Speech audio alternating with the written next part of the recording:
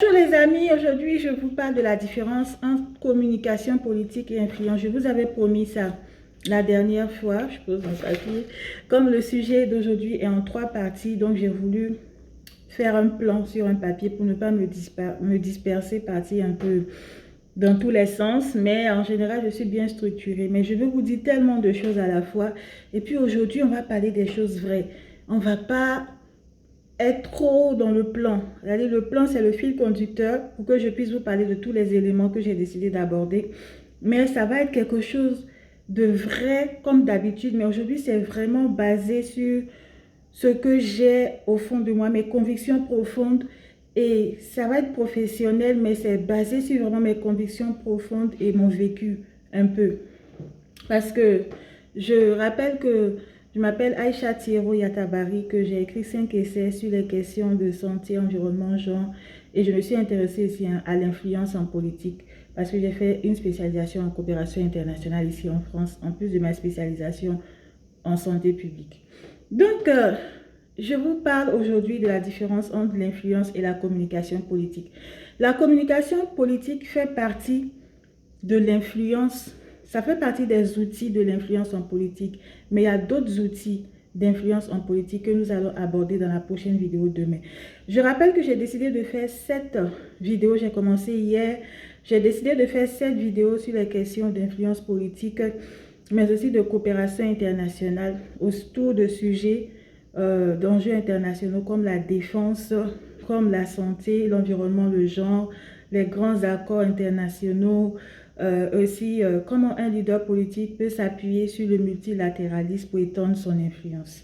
Alors aujourd'hui, j'ai décidé de parler des milliardaires qui investissent dans les énergies renouvelables. Vous l'avez compris, les énergies renouvelables, c'est un domaine pour lequel j'ai un fort intérêt puisque ça fait maintenant plus de 10 ans que je travaille sur la question. J'ai fait des recherches, j'ai produit, j'ai diffusé, j'ai échangé, j'ai fait des interactions sur le sujet. J'ai même collaboré un peu avec des décideurs sur ces questions-là en Afrique. Alors, je suis consultante au sein de ma structure Amétis Conseil et j'ai eu à travailler avec un député au Mali sur ces questions de santé et environnement en lien avec la politique, c'est-à-dire les stratégies d'influence autour de la santé et environnement et avec d'autres décideurs politiques dans d'autres pays africains. Donc, pour revenir aux milliardaires qui investissent dans les énergies renouvelables, je dois vous dire d'abord quel est l'intérêt pour un décideur politique de s'intéresser à cette question. Si vous êtes un décideur politique dans la catégorie centre-gauche ou même centre-droit, ou même si vous ne faites pas partie de ces catégories, si vous vous intéressez à la création d'emplois, forcément vous allez vous intéresser aux milliardaires qui investissent dans les énergies renouvelables. Parce que quand vous avez une offre politique, pour avoir une véritable influence sur votre cible, vous devez avoir un potentiel transformateur. Le potentiel transformateur, ça ne se fait pas avec des paroles, ça ne se fait pas avec la magie, ça ne se fait pas par miracle. Il faut des actions concrètes sur le terrain. Et ces milliardaires qui investissent dans les énergies renouvelables, ils ont des investissements à réaliser pour créer de l'emploi, investir dans le secteur clé. Je vais parler de 3 milliardaires. Je vais parler du milliardaire australien Mike Cannon-Brookes qui a investi dans la plus grande centrale solaire au monde en Australie, qui concerne aussi Singapour. Je vais parler de Alou Boubacar Diallo qui est au Mali, parce que je suis d'origine malienne, de nationalité ivoirienne, alors qui investit dans le domaine de l'hydrogène blanc au Mali. Et je vais parler du milliardaire tchèque Kretinsky, parce que c'est quelqu'un qui investit beaucoup dans le domaine, enfin qui est présent dans le domaine de l'édition. J'avoue que ce n'est pas désintéressé parce que j'écris beaucoup de livres et mes livres sont bien diffusés. Et le milliardaire Kretinsky est présent dans le domaine des médias, dans le domaine de l'édition et aussi dans le domaine énergétique. Et je commence par Kretinsky comme on y est. Il a beaucoup investi dans le charbon, mais il a décidé d'ici 2030 de convertir ses activités dans le domaine de la production de chaleur et d'électricité. Donc, la Tchécoslovaquie est un pays très dépendant du charbon, mais ils sont en train d'aller d'ici 2038 vers l'abandon du charbon. Donc, le milliardaire Kretinsky, c'est un poids lourd dans le domaine énergétique. Il y a un autre aussi, mais Kretinsky, je vous ai dit, comme il est présent dans le secteur de l'édition, que moi j'écris des livres, donc je parle de Kretinsky. Donc, il a aussi décidé donc il est dans d'autres secteurs, mais le domaine énergétique, il a décidé de réorienter ses activités dans la production d'énergie plus propre, dont celle que j'ai citée. Alors, Aliou Boubacar Diallo, c'est un homme politique malien. Il n'est pas que acteur privé, opérateur économique.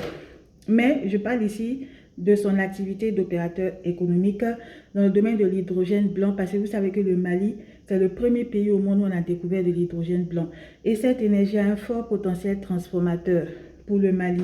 Pourquoi? Parce que je prends qu'un exemple, le domaine des systèmes, des centres de santé qui manquent parfois de courant, surtout dans les régions reculées. L'hydrogène blanc peut être une offre, peut être une solution pour résoudre le problème d'absence d'électricité dans ces centres de santé, surtout dans les zones reculées. Il y a les groupes électrogènes, il y a d'autres moyens aussi d'utiliser l'hydrogène blanc dans le domaine médical.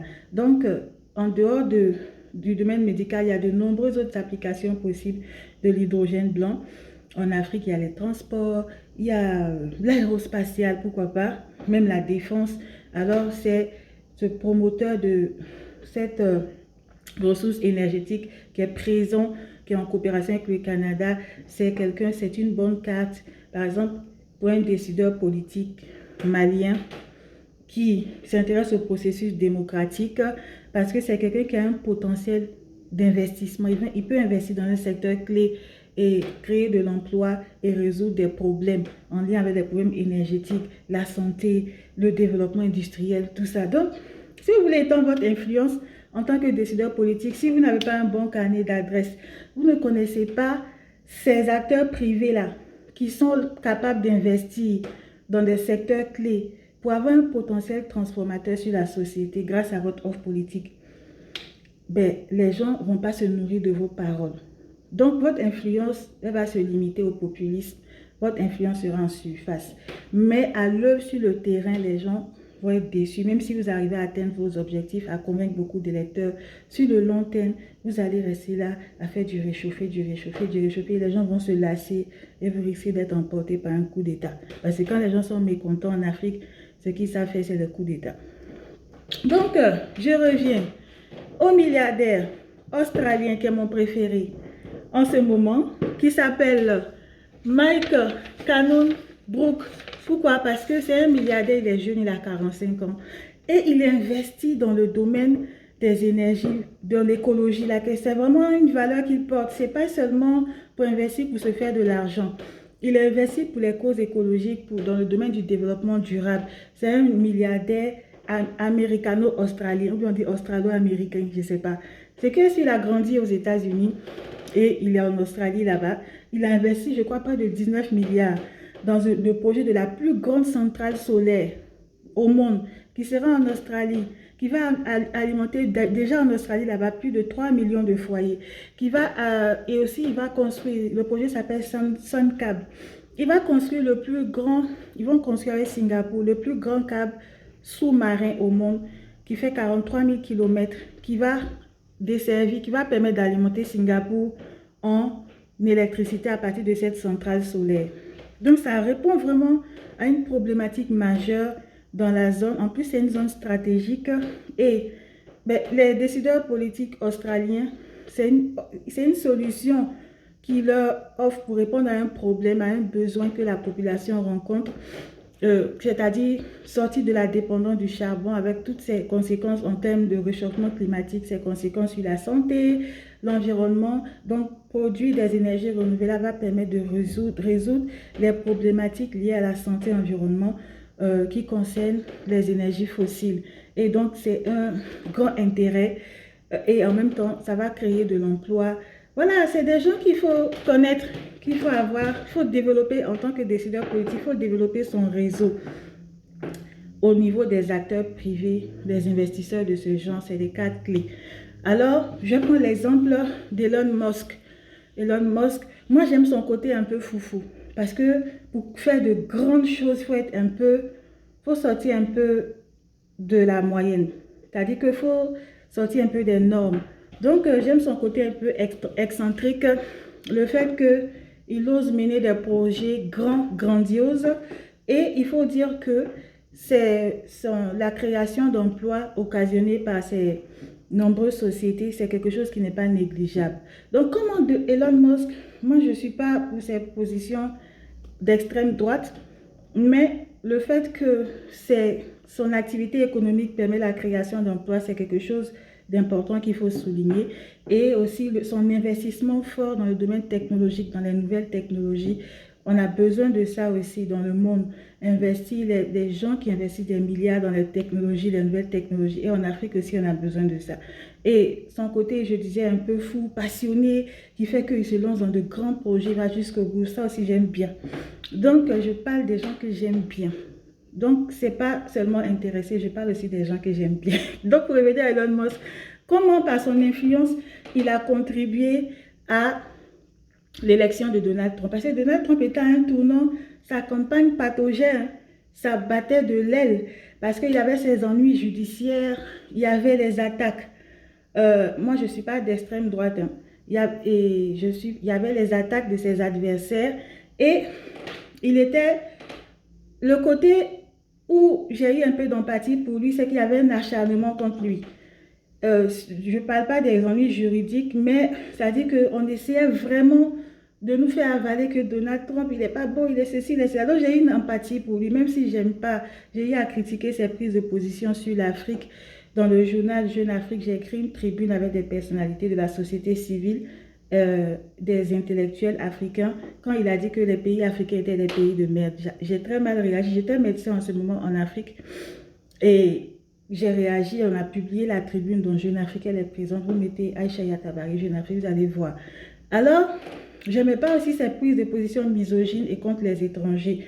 Mais le fait qu'il était victime d'un acharnement, parce que c'est quelque chose que j'ai connu, je sais ce que c'est, être victime d'harcèlement, d'acharnement, c'est-à-dire les coups déloyaux en dessous de la ceinture. Même si on dit que la politique c'est une jungle, c'est une brousse, mais quand même, on peut influencer de manière éthique. Alors l'acharnement, les cabales, les coups, les mensonges, les coups en dessous de la ceinture, c'est quelque chose que j'aime pas, la malveillance. Bon, on n'est pas non plus dans un dessin animé, mais même en politique, il y a une éthique. Donc, j'ai eu de l'empathie pendant la campagne à cause de l'acharnement dont il était victime. Et c'est Elon Musk qui est venu le sauver. Il faut qu'on se dise la vérité. Parce que quand Elon Musk est venu, son influence, ça a été un tournant décisif parce que lui, son prestige, voilà, il y a le partage du capital prestige dont Donald Trump a bénéficié. Il y a aussi Elon Musk qui est un modèle de réussite. Moi, je me sens un peu... C'est-à-dire, je vois un lien entre Elon Musk et moi. Parce que c'est un Africain, c'est un Sud-Africain. Elon Musk, c'est un Sud-Africain. Donc, c'est un Africain comme moi. C'est ça, l'homme le plus riche du monde, là. C'est un Africain, parce que Elon Musk, c'est un Sud-Africain. Même Kankou Moussa, qui a eu aussi 400 millions de dollars, qui est l'homme le plus riche de l'histoire, avant Elon Musk aussi, c'était un Malien. Donc, ce sont des Africains. Donc, pour revenir à Elon Musk, il a fait le prestige, il a partagé son capital prestige avec Donald Trump. Ça a suscité de la confiance, ça a augmenté la confiance des gens en Donald Trump. Ça, c'est inéluctable, indiscutable. Deuxièmement, il représente un modèle de réussite sociale. Donc, le fait de se s'allier avec lui, ça a permis à Donald Trump de promouvoir un modèle de réussite sociale. Les gens, ils admirent la réussite sociale qui est due à l'effort, qui est dû à la prise de risque, surtout aux États-Unis, avec le rêve américain. Donc, ça a permis à des millions d'Américains de s'identifier. Déjà, les gens s'identifiaient à lui, mais le fait qu'il a été projeté comme ça, devant, qu'il a été projeté à la lumière comme ça a permis aux gens, à des millions d'Américains de s'identifier à lui. Ça a alimenté le rêve américain et Donald Trump a bénéficié de ça. Donc, Donald Trump, l'influence d'Elon Musk a été positive pour Donald Trump. Ça a été un tournant décisif pour son élection, pour sa campagne avant. Et aussi, il a utilisé ses canaux de communication, les réseaux. C'est pour ça qu'il dit, je vais revenir à la différence entre la communication politique et l'influence. Parce que la communication politique est nécessaire pour l'influence, mais on doit aller au-delà de la communication politique. C'est pour cela qu'il y a d'autres outils. Dans la prochaine vidéo, je vais vous parler des autres outils d'influence. Et voilà comment Elon Musk, en tant que milliardaire dont je ne partage pas toutes les prises de position, a influencé de façon positive la campagne de Donald Trump et l'élection de Donald Trump. Voilà, donc je vais maintenant finir par ce par quoi j'ai commencé. La différence entre l'influence et la communication politique, c'est-à-dire que l'influence c'est l'action de faire quelque chose à quelqu'un sans user de la force, mais consciemment ou inconsciemment. Et la différence entre l'influence et la communication politique, c'est que l'influence, on peut la mesurer de façon quantitative. On peut mesurer l'influence de quelqu'un de façon quantitative. Par exemple, s'il a remporté les élections, le nombre de personnes qui ont voté pour lui, sa capacité à mener un lobbying, à porter un mouvement, à porter des idées, à partager des idées, à obtenir un engagement des gens. Voilà quoi. Voilà un exemple de la manière dont on peut mesurer de façon quantitative l'influence de quelqu'un. Ensuite, on peut aussi, la différence entre l'influence et la communication politique, c'est que l'influence ne se limite pas. C'est-à-dire l'influence implique la mobilisation et pas seulement la persuasion, comme je l'ai dit. Et l'influence implique aussi l'action et pas seulement l'impact sur les masses. Voilà quelques exemples. Et il y a aussi une différence entre l'influence et la manipulation, c'est l'intention. Parce que l'influence, il y a quelque chose, ça permet d'inspirer, mais avec une certaine éthique. Contrairement à la manipulation, où il y a le mensonge, où il y a... En tout cas, l'intention est souvent malveillante, c'est de faire perdre quelque chose à quelqu'un. Mais l'influence, c'est d'inspirer avec une certaine éthique. Voilà pourquoi j'aime bien l'influence. Chacun a son éthique, hein. Après, on peut discuter de ça. Mais moi, je voulais vous parler aujourd'hui des choses vraies. Des choses vraies, des choses que j'ai vécues, des choses que je connais, sur des choses sur lesquelles j'ai écrit, et un peu de mes valeurs aussi, en lien avec tout ce qui concerne le développement durable, mais aussi la croissance économique, parce qu'on n'est pas des neuneux ici pour rester dans la théorie, dans l'idéalisme. Il faut aussi pouvoir mettre en place de façon pragmatique ses idéaux, ses valeurs, ses aspirations, sa vision.